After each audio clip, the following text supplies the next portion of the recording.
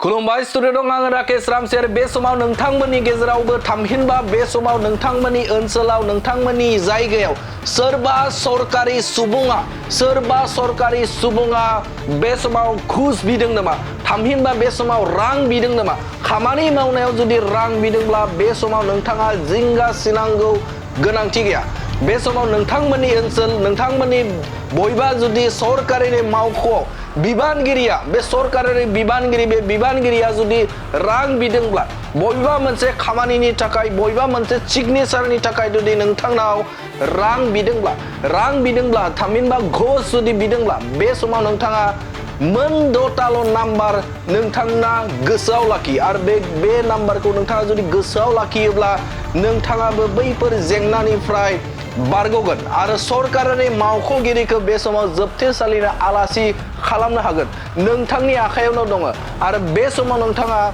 बे मोनद' नाम्बारखौल' गोसोआव लाखिनो थाखाय गोनांथि दं मा बे नाम्बारा नोंथांमोननो बड'लेण्ड बुब्लिनि हेफाजाबजों फोरमायगोन आरो बेनि गेजेरजों नोंथाङा बे समाव जाय आयेन बेरेखा सरकारारि मावख'गिरिफोर बे मावख'गिरिफोरा जुदि दोहोन बिदोंब्ला थामहिनबा घुस जुदि बिदोंब्ला बे घुस बिनायखौ नोंथाङाबो सिदा खालामनो हागोन थारैनो आसाम सरकारनि मोनसे बाख्नायजाथाव हाबाफारि आसाम सरकारा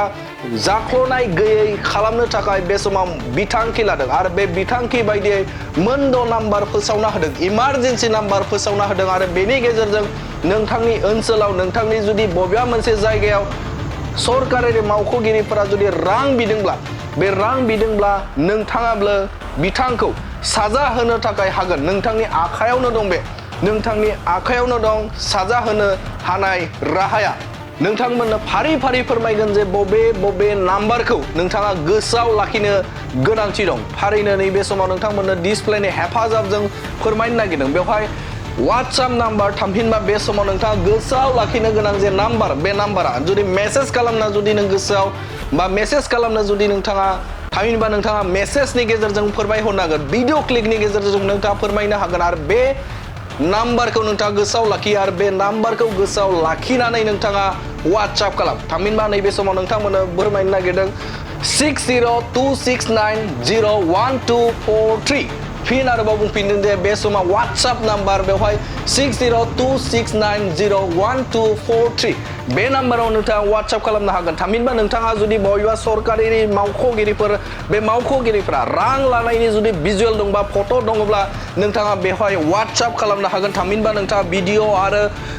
फट'खौ नोंथाङा सेन्ड खालामनो हागोन आरो बेनि अनगायैबो बिथांमोना हेल्पलाइन नाम्बार फोसावदों 180034536767 बे नाम्बारावबो नोंथाङा फन खालामनानै खोन्थाहरनो हागोन थामहिनबा फोरमायहरनो हागोन नोंथाङा फननि गेजेरजों थामहिनबा खेबसे बुंफिनदों आङो 180034536767 बे नम्बराव नोंथाङा टल फ्रि नाम्बार बे टल फ्रि नाम्बाराव नोंथाङा फन खालामना हरनानै नोंथाङा बे नोंथांनि जे जाय जायगायाव नोंथाङा नुनो मोनदों बा सरकारि मावख'गिरिफोरा रां लानाय घुस लानाय जुदि नुदोंबा नोंथाङा बे नाम्बाराव फोरमायहरनो हागोन आरो बेनि अनगायैबो नोंथाङा गुबुन नाम्बार मोनसे फोसावबावदों जे लेन्डलाइन नाम्बार बेहाय 03612462295 बे नाम्बारावबो नोंथाङा फन खालामना थामहिनबा नोंथाङा बे समाव फोरमायहरनो हागोन आरो बे नाम्बारानो जादों 03612462295 बे नाम्बाराव नोंथाङा फन खालामनानै फोरमायहरनो हागोन आरो बेनि अनगायैबो दङ बे समाव आरक्षी थामहिनबा बे समाव थानानि बा पुलिस बिफाननि जे नम्बर बेवहाय 602692690348 फिन बुंफिनदों 6026903418 बे नाम्बारावबो नोंथाङा फन खालामनानै थोंजोङै फोरमायहरनो हागोन आरोबाव गुबुन मोनसे नाम्बार जादों 6026903483 बे नाम्बारावबो नोंथाङा फन खालामनो हरनानै थोंजोङै नोंथाङा नोंथांनि बे गसरखौ नोंथांमोना दैथायहरनो हागोन आरो गुबुन फारसेथिं आरोबाव नम्बर फोसावबावदों जे 6026903481 बे नाम्बारावबो नोंथाङा बे समाव कमप्लेनखौ नोंथाङा दैथायहरनो हागोन आरो जाय बिथांमोना बे समाव रां बिदों खामानि मावनायनि बेरेखायै जुदि रां बिदोंब्ला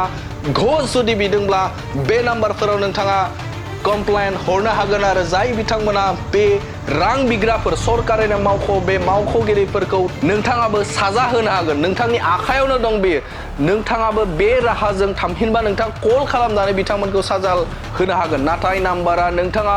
मोसाव लाखिनांगोन जे मोनद' नाम्बार आरो बे मोनद' नाम्बारानो नोंथांखौ न्याय होगोन आरो गुबुन फारसेजों बे समाव इमेलनि गेजेरजोंबो नोंथाङा कमप्लेन खालामनो हागोन complaint.bsc@gmail.com बेवहायबो नोंथाङा मेल खालामनानै कमप्लेन खालामनो हागोन नोंथाङाबो बेफोरबायदि राहाजों थामहिनबा नोंथांमोननि ओनसोलाव नोंथांमोननि जायगायाव जाय बिथांमोना सरकारि मावख'गिरिफोरा बे समाव जाख्ल'दों थामहिनबा बे समाव रां बिदों खामानि मावनायनि बेरेखायै जुदि रां बिदोंब्ला बेफोर नाम्बारखौल' नोंथाङा गोसोआव लाखि थामहिनबा मबाइलाव सेभ खालामना लाखि आरो सेभ खालामनानै बे जाथाय जानायखौ नोंथाङा सरकारारि मावख'गिरि थामहिनबा हेल्पलाइन नाम्बाराव फन खालामनानै नोंथाङा कमप्लेन हरनो हागोन आरो बे मावख'गिरिफोरखौ जाय घुस जाग्राफोर जाय बिथांमोना आयेन बेरेखायै खामानि मावग्राफोर बे मावग्राफोरखौ नोंथाङा साजा होनो हागोन